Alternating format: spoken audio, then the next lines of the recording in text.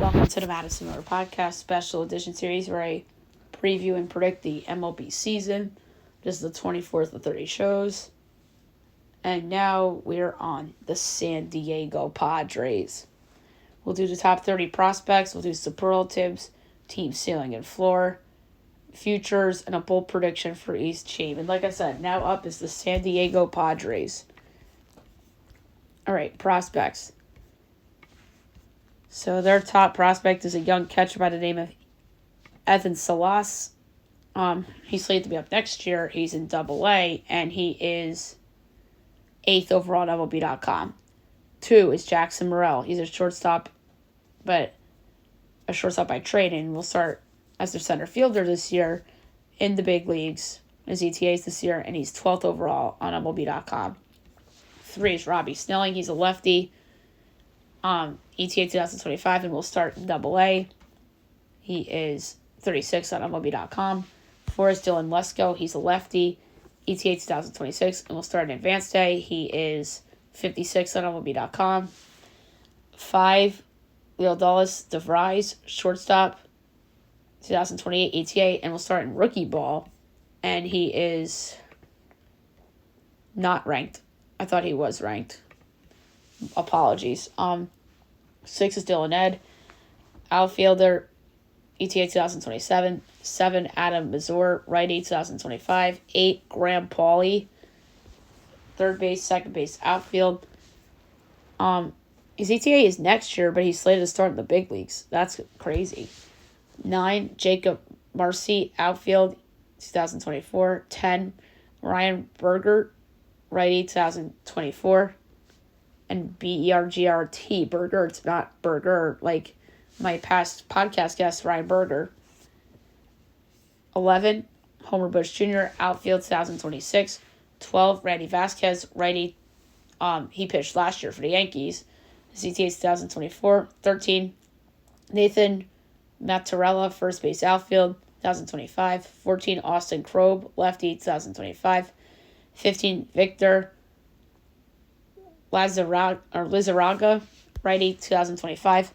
16, Brandon Venezuela, catcher, 2025. 17, J.D. Gonzalez, catcher, 2027. 18, Marcos Castanon, third base, second base, 2024.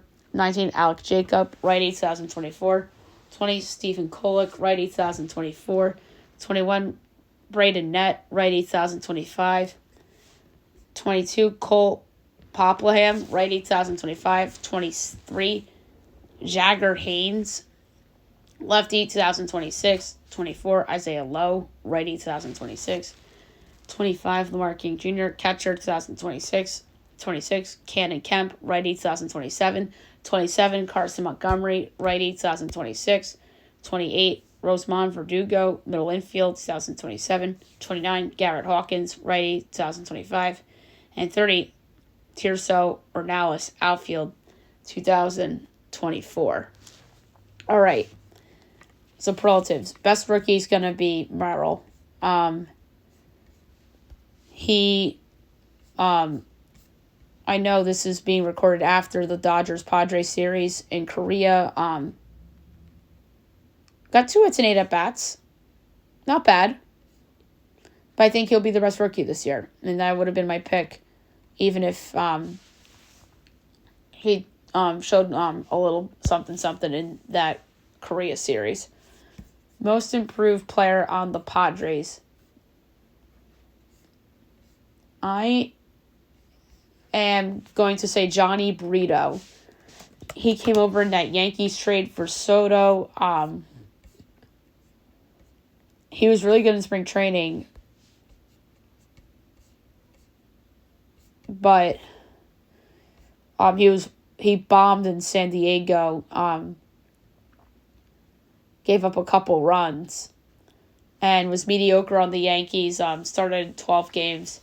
But I think he'll be most improved. Disappointing. There's a couple candidates for this. But I'm just not really a big fan of this player. And It's only because I think he's a defense-only player, and that's Hong Sung Kim. I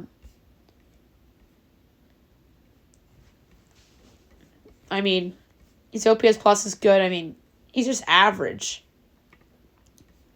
I don't know. He's just meh. Ballsy decision to put him at short and Bogarts at second. Make or break season.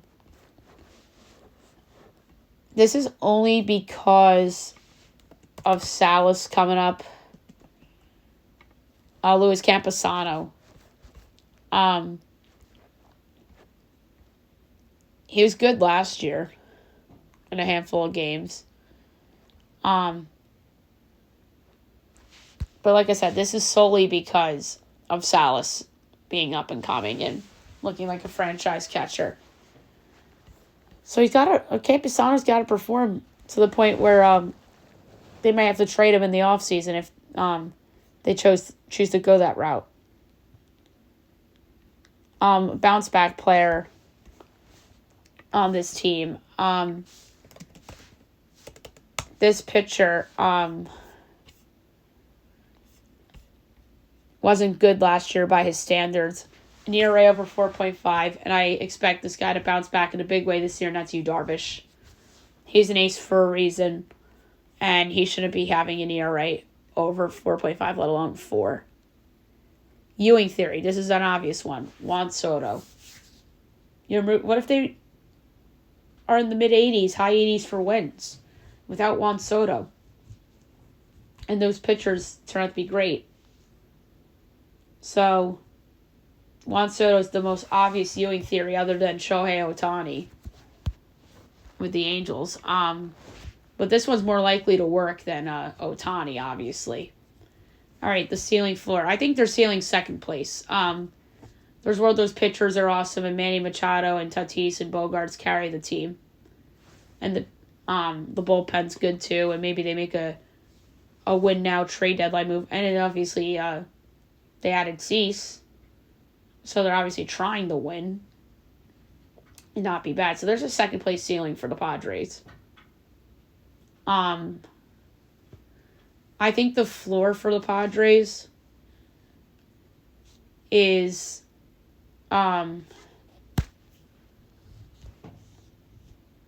fourth. I mean, I almost said last, but I think their pitching is too good for them to finish in last. So I think their basement's fourth. And maybe some of the pitchers get hurt and the veterans are not as good as they usually are, and there's injuries and such. Oh, and the other Ewing theory for the Padres is Bob Melvin. I didn't even think of that. He obviously left to go to the Giants. So the floor is fourth place, but I don't see it. All right, successful season or not. Even though they got rid of Soto, they still made a win now move with Cease. To me, the season's only successful if they make the postseason. And obviously the Cardinals, it's the same thing. And preferably division title if you're St. Louis. Pirates winning season's a success. Or something close to the 2022 Orioles, like I mentioned earlier. So, to me, Padres have to make the postseason for a successful season. All right, futures for the Padres. There's ones that intrigue me for them. So World Series, they won't be in triple digits, I don't think. 50-1. They have shorter odds than the Red Sox. They probably should have shorter odds than the Red Sox, honestly. National League, they're probably 25-1, 24-1. NLCS, they're probably 10-1. To win the NL West, they are 11-1. They're like kind of in that Diamondbacks Giants ballpark. Awards. I want to know Machado MVP. 25-1. Tatis is 10. And Bogarts is 80. Ha-Seong Kim's 200. That's absurd. National League Cy Young. Cease is 22. Yu Darvish is 45. Musgrove is also 45. Michael King is 75.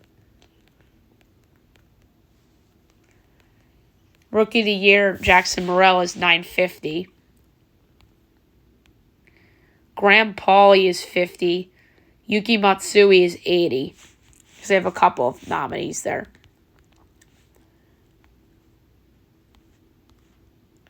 And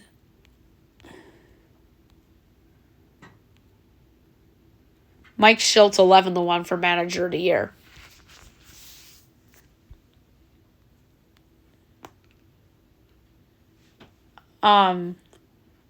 National League Comeback Player of the Year. Yu Darvish is 32-1. Bogarts and Cronenworth are each 50. Reliever of the Year. Oh, and the other Ewing theory. There's 3 Ewing theories. I mean, the obvious one's Soto, and then I'd say the manager, who left to go to San Francisco, and then obviously Josh Hader. Where's Robert Suarez in Reliever of the Year? Yuki Matsui is 17-1. And Suarez is 25. Their win total's probably in the 80s. Maybe, yeah, I'd say 80s. 83.5, that's reasonable. They're still talented. Playoffs is plus money, but probably like plus 125 or something like that. Plus 132, that's not bad. The nose minus 170.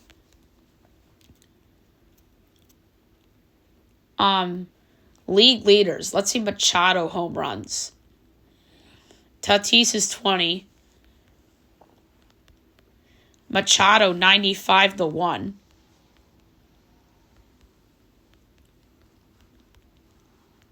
That's absurd. Strikeouts. Cease is 17.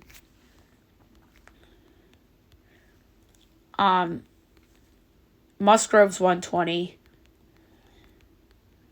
Where's Yu Darvish?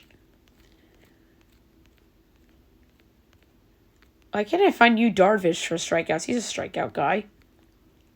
120-1. That's crazy. Stolen bases. Tatis is 80. Hung Sung Kim's 120. Hits. Tatis is 45. Bogarts is 50. Machado is 65.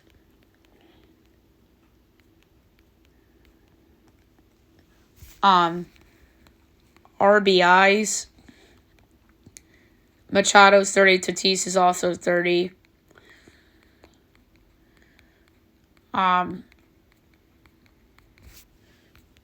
that's it in terms of the Padres. And then saves leader.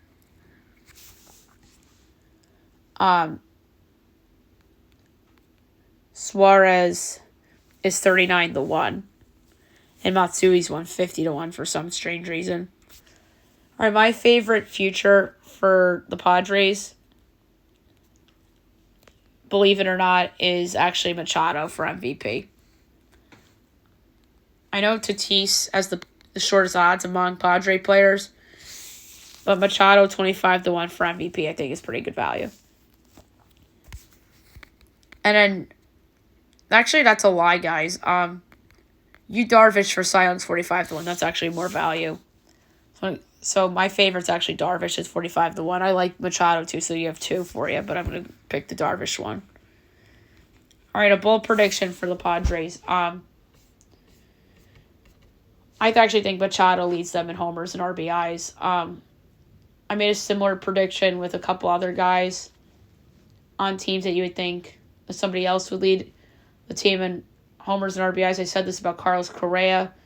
I'm going to go with Manny Machado here to lead in homers and RBIs for the San Diego Padres this year. So there you have it for the Padres. And next up is the Seattle Mariners.